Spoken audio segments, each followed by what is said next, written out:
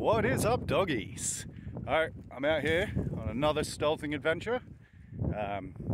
This one I don't really need to be as stealthy because it's a pretty well-known fishing spot, and well, there's people that stay here in their cars and stuff all the time, and they get left alone. So I don't see why I'll get in trouble. I've got my tent set up just down there. You can see between me and the bush. And I am actually set up between a power station, a bunch of grain silos, and behind me here, behind these bushes, is a nuclear submarine base. That's where they make the nuclear submarines and the patrol boats and stuff that go out.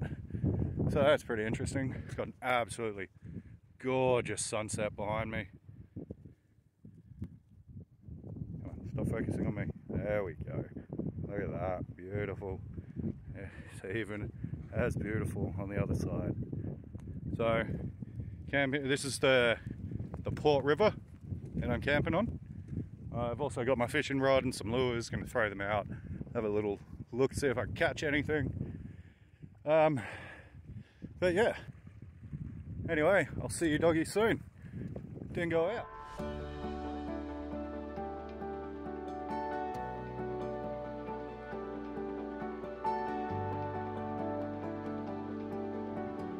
Dingo doggie down under.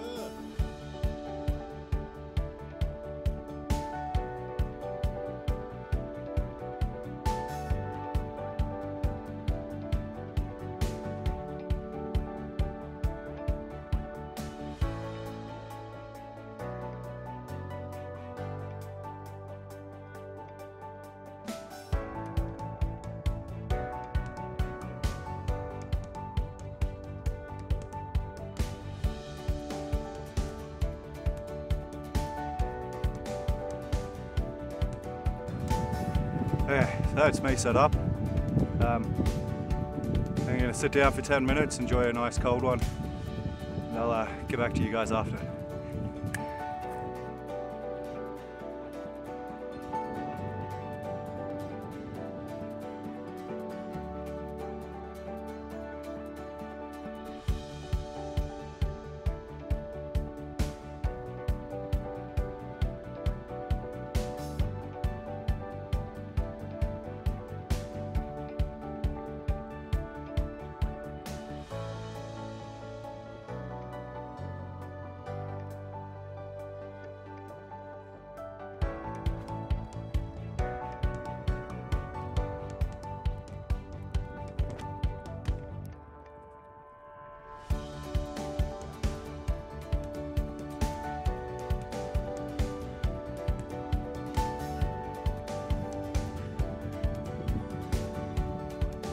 Like there were some decent oysters.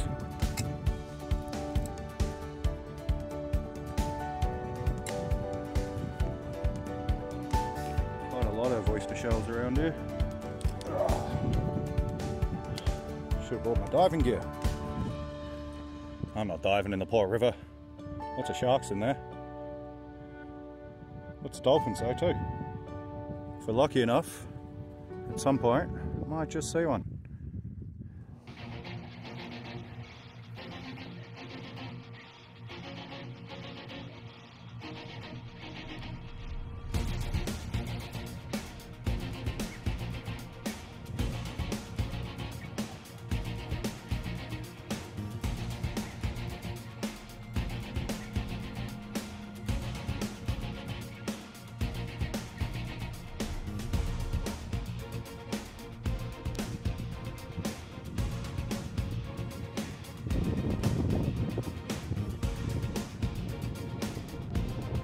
Good old Kaylee dog.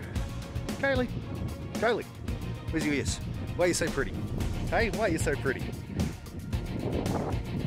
It's the grain silos, owned by Viterra, I believe. That's a fuel depot. That is the submarine base.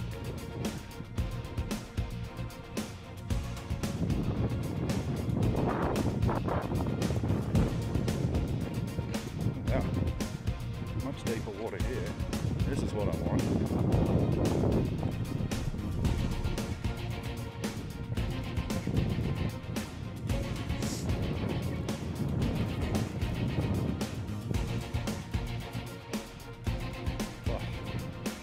Oh, dodgy.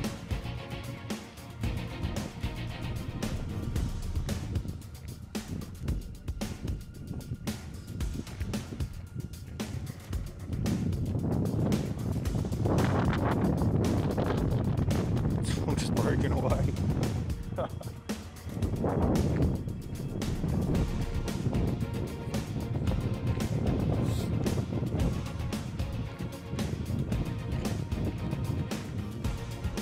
I used to come here with as a kid with my family and go fishing, and I mean it's changed dramatically since I was a kid.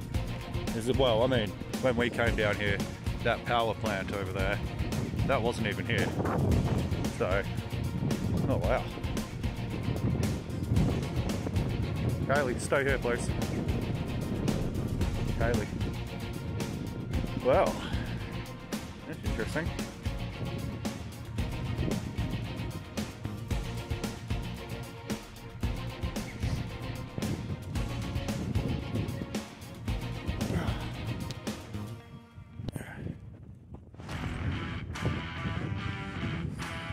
Footprints down here. Ow.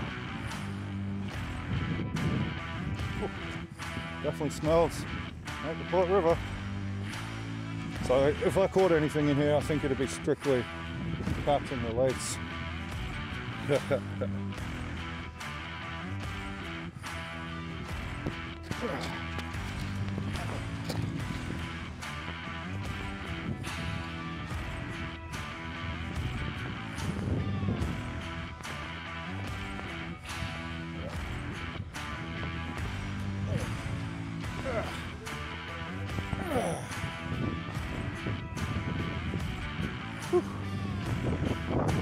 That's a couple of meters deep, just on the edge there.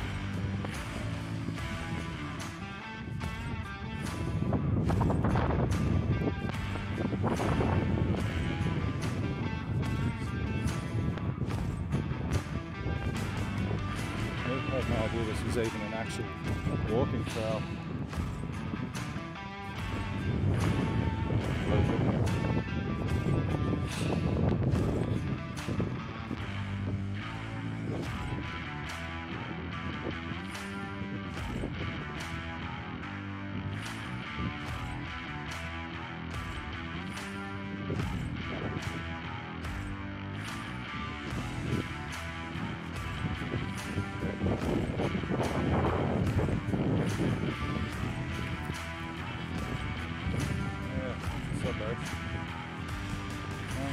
I'm going to head back to camp and get my rod out before it gets pitch black. I'll do the proper walk tomorrow morning, take a walk over to the power station and check it out. Unfortunately I just got here a bit later than I planned, and I buggered my ankle and it's a bit of a pain to walk, so I'll tell you about that a bit after. Anyway, I'm going to make the walk up. Everything goes in a minute.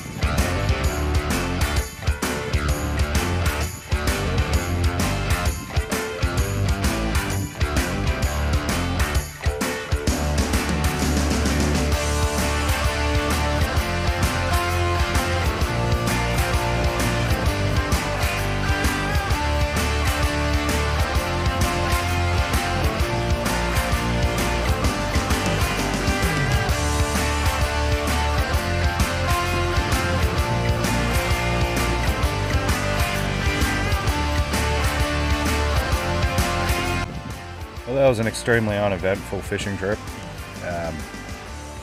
Maybe one bite. That's if it was a bite. Yeah. So I'm pretty tired actually. So I think I might do some snacks. That's some nice batch 37 soft licorice. And some Lifesavers black currant pastels. So I'm gonna munch on some lollies.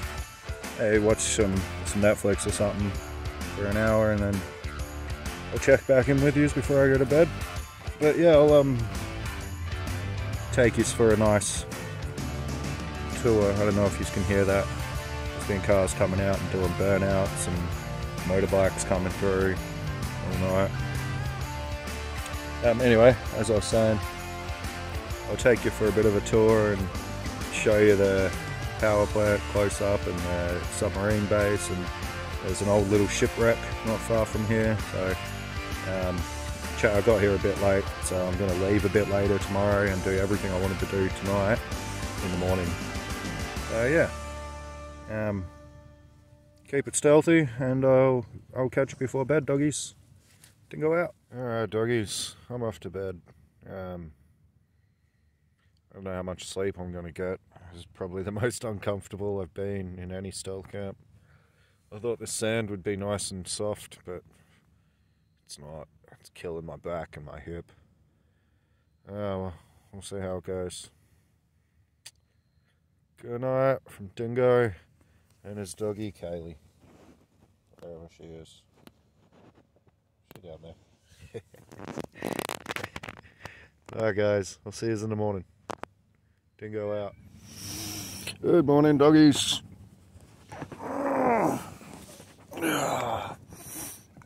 That was the worst sleep I've ever had. That was so bad. Big old rock poking me in the back all night. Just could not get comfortable. And maybe half an hour's sleep all up. I was warm though. Nice and warm. And Kaylee, is she nice and warm? Yeah, she was nice and warm. Hey. What you doing? Good morning. Good morning, beautiful girl. Good morning, beautiful girl. Oh, I gotta get up, make a coffee. Yep. See you doggies in a minute.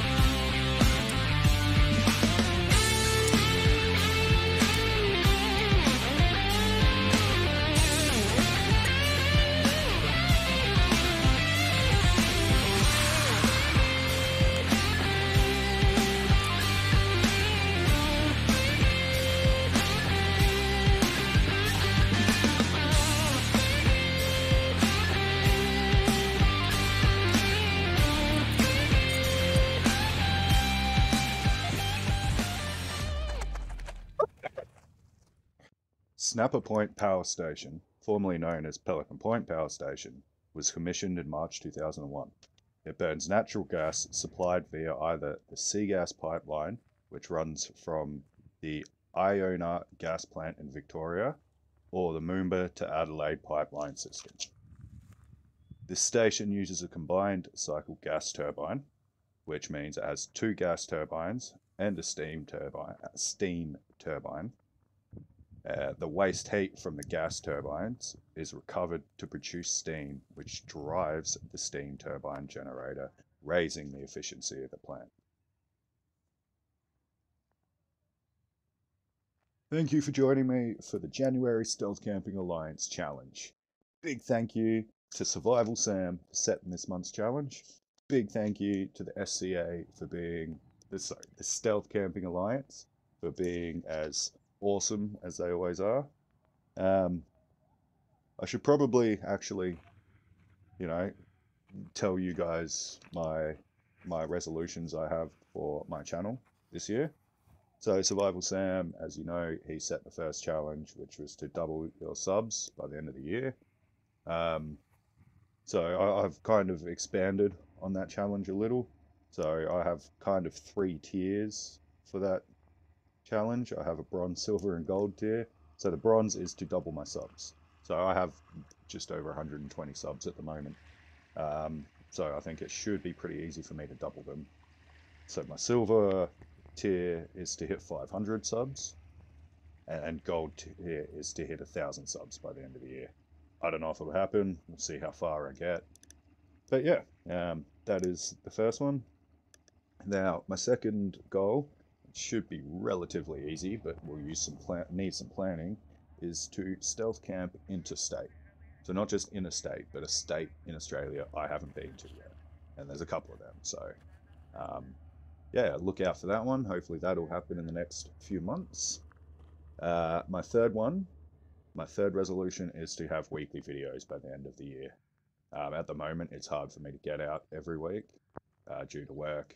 I'm on site here 24/7, and if I'm not here, I have to have someone here to replace me, basically. So yeah, that might be a little bit of a challenge, but I'm gonna do it. That is a definite. The fourth one is to greatly compact my gear. So I carry 2 bags that are chock-a-block full of everything that I need, and I want to get that down to 1 bag. Look a lot more stealthy. My fifth one is to do a 4-week stealth camp. So that's out stealthing either in one spot for a full week or moving around and picking a different spot every couple of days. So that'd be a massive adventure. I'm going to need to be very, very prepared for that one. So this is the remains of the steamer Excelsior, built in 1897.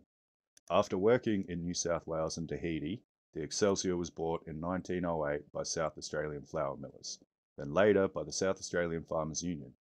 After being sold in 1933 to the SA Harbours Board, it was used as a coal hulk to supply dredges until being abandoned in Mutton Cove in 1945.